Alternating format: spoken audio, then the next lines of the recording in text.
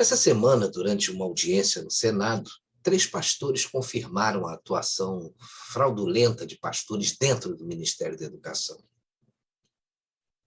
Os prefeitos prestaram depoimento na Comissão de Educação do Senado e disseram que as conversas aconteciam em locais públicos, como restaurantes, por exemplo.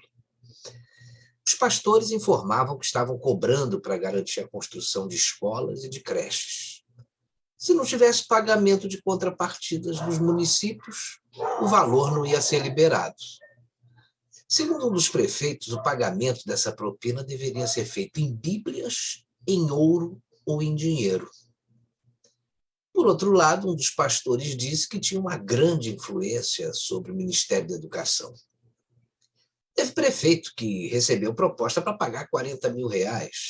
Outro prefeito de uma região mineradora teria que pagar a propina em ouro, e por aí foi. Para quem já frequentou os bastidores de Brasília, isso cheira a oportunismo de lobista. E o vazamento de um escândalo desses cai como uma luva nas mãos dos opositores do presidente, principalmente do senador que articula a campanha do ex-presidiário, Luiz Inácio Lula da Silva, o Randolfo Rodrigues, que já fala até em CPI.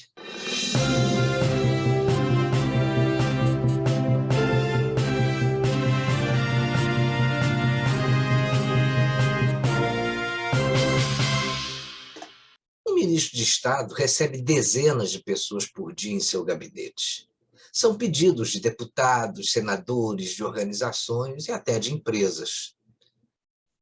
E tudo isso é feito com transparência. A agenda de um ministro de Estado é pública. Ele nunca recebe ninguém sozinho. Tem sempre um assessor, um secretário-geral ou mesmo um chefe de gabinete acompanhando os encontros. É óbvio que numa conversa, principalmente com políticos, trocam-se gentilezas do tipo: olha, esse cara aqui tem prestígio aqui no Ministério, hein? Cuida bem dele. Cuida desse caso com carinho porque ele merece, entre outras conversas do tipo. E é só conversa fiada.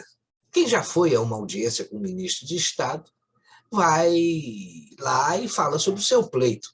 O ministro chama a pessoa a quem ele vai delegar a tarefa e, eventualmente, ele pede agilidade, estabelece prazo para a resposta, e aí, quando tem um clima, agrada o seu convidado, dizendo que ele é a pessoa importante que tem prestígio lá no seu ministério.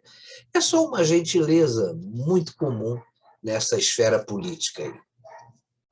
Mas entre essas pessoas que pedem audiência a um ministro, existem também os oportunistas.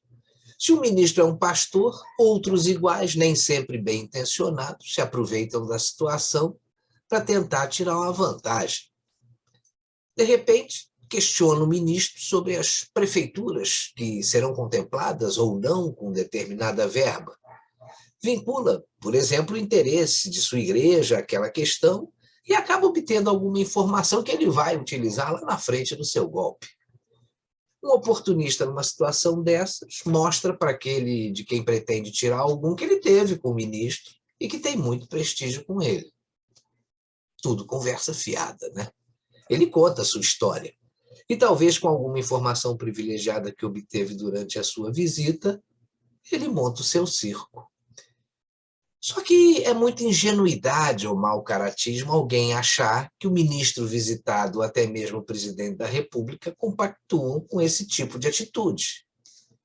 Nos governos petistas isso até era possível, já que a corrupção, como foi comprovado, era institucionalizada e vinha de cima. Basta ver o exemplo do mensalão e o padrão de ministros, inclusive um deles que foi réu confesso, foi o Antônio Palocci, que contou em detalhes como tudo acontecia e que o Lula tinha conhecimento de tudo. E tem um outro aspecto que é importante e precisa ser considerado. Por mais interesse que tenha no combate à corrupção, um presidente ou mesmo um ministro de Estado não pode garantir que um determinado funcionário público não vá se envolver em uma irregularidade. Você tem na máquina pública aí milhares de funcionários públicos concursados e de espectros políticos dos mais variados. Tem gente lá dentro a favor e contra o governo. E olha, se for esquerdista radical, é capaz de fazer sabotagem em nome da democracia. Aí é questão de caráter. Se eventualmente isso acontecer, o governo tem a obrigação de mandar apurar e, comprovada a irregularidade, punir os responsáveis. Mas a oposição, que tenta o tempo todo desmoralizar o presidente da República e seus ministros, tem total consciência de que pastor não representa o governo federal. E prefeito também não. E se o sujeito paga para obter uma vantagem e não alerta o governo e não bota a boca no trombone, ele é cúmplice também. A atitude do ministro Milton Ribeiro foi correta, ele se afastou do cargo. Se comprovado que ele não compactuou com as irregularidades, ele volta e volta de cabeça erguida. Se comprovado o envolvimento dele, que seja punido.